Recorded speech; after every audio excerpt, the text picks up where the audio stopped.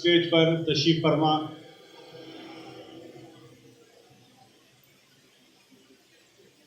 मुहतरमुल मुकाम मुअज़्ज़िज़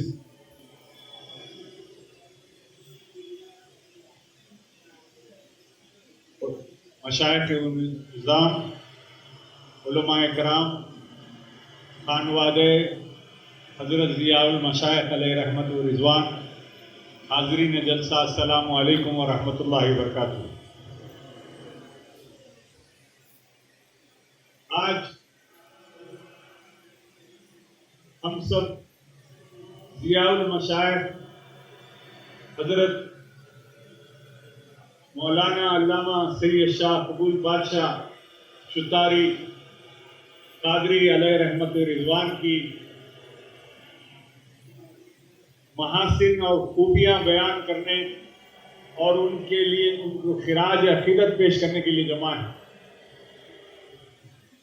और जब मैं हजरत के बारे में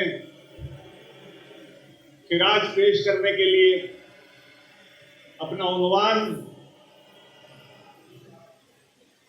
सोच रहा था तो मुझे कुरान शरीफ की ये आयत जहन में गुजरी, क्योंकि हजरत के साथ में इस फकीर को कई साल अवामी महाफिल में, खानकाही मजालिस में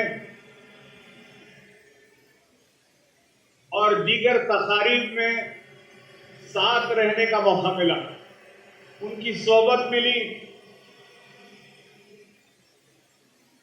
उनकी शफकत मिली और उनकी तरफ से हिम्मत अफजाई मिली। खास तौर पर मैं कहूंगा कि हजरत जहां कहीं भी मजलिस में तशरीफ ले जाते थे तो मजलिस का एक रुख बदल जाता।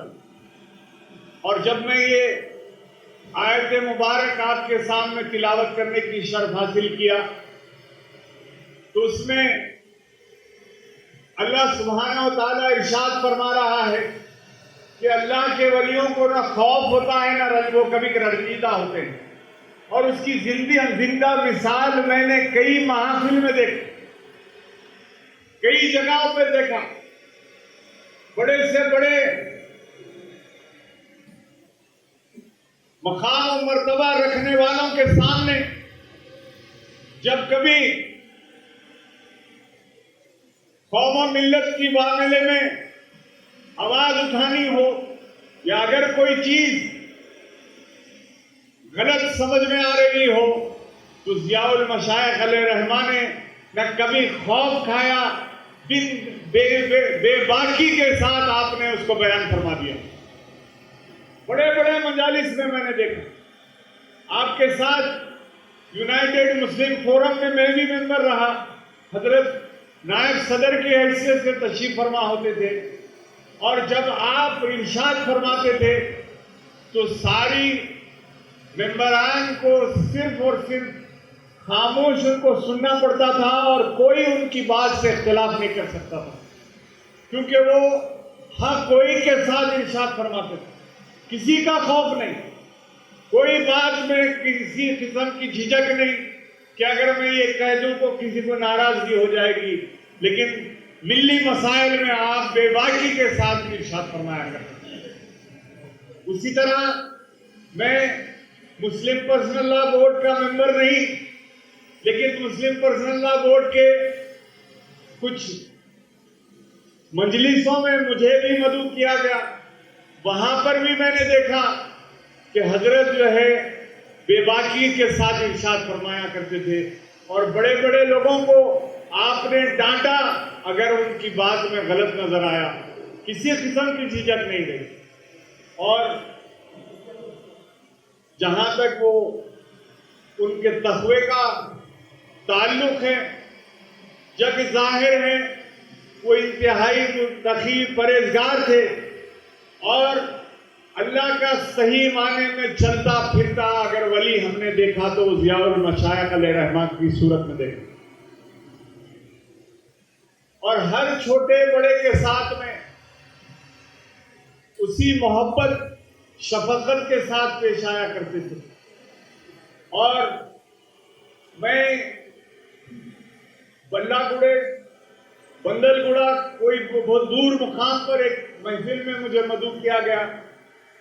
तकरीब के साथ में दूसरे तकारीब के बाद में मैं करीब 2 बजे रात को वहां पर पहुंचा तो देखा वहां ज़ियाउल मशाइख अलैहिर्रहमा तशरीफ फरमा है और समा की महफिल चल रही। मैंने मारूजा पेश किया कि चाचा बहुत रात हो गई है, आप तशरीफ ले जाइए। फरमाया नहीं, बस खत्म होने के बाद मैं चले जाऊंगा। तो बड़ी बड़ी रातों तक देर तक खानखाही निज़ाम को मुस्तहकम करने के लिए, खानखाही निज़ाम की खिदमत के लिए आपने न सिर्फ अपना वक्त दिया बल्कि लोगों की हौसला अफजाई की, हिम्मत अफजाई की। और मेरे कादरिया इंटरनेशनल ऑर्गेनाइजेशन के हमेशा सरपरस्ती फरमाई। सादात किराम के प्रोग्राम में सालों साल आपने शिरकत फरमाई। सिर्फ यही साल था जब आपने अपनी मिजाज की खराबी की वजह से साथ शरीक नहीं हुए, वरना हर साल आप शरीक हुआ करते। जितना गम मुझे अपने वालिद गिरामी हजरत मौलाना सैयद मोहम्मद उल हुसैन अल कादरी अलैहिर्रहमा और हजरत उल-अल्लामा मौलाना सैयद मोहम्मद सिद्दीक हुसैनी आरिफ कादरी बादशाह मियां साहब के इंतकाल पर हुआ, उतना ही दुख मुझे ज़ियाउल मशाइख अलैहिर्रहमा के विसाल पर हुआ। मैं हाजिरी देने जब गया तो वहां पर हजरत के जानिशीन कामिल पाशा तशरीफ फरमा थे। मुझे एक ऐसी रिफ़त आ गई उनका चेहरा नूरानी देखकर कि अल्लाह सुब्हानहू व तआला ने उनको वो मकाम व मर्तबा अता फरमाया।